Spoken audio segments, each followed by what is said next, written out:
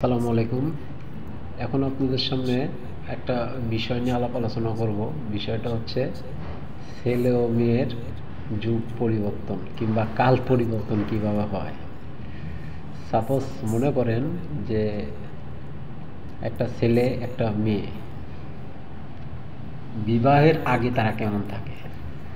বিবাহের আগে একটা ছেলে সবসময় উঁচু স্বরে কথা বলে, তার মাথা থাকে সবসময় উঁচু, এবং মেয়ের মাথা সবসময় ঘোমটা থাকে এবং মাথা থাকে সবসময় নিচের দিকে, তার চোখ থাকে নিচের দিকে।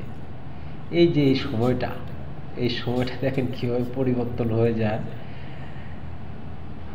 যেই না এদের বিয়েটা হয়ে গেল,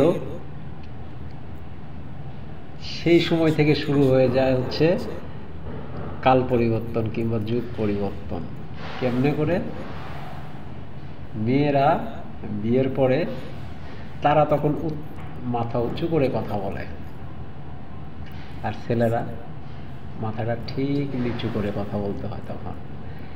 এই যে বিয়ের আগে মাথা উঁচু করে কথা বলতো এবং বিয়ের পরে মাথা নিচু করে কথা বলে, সময়টা দীর্ঘ।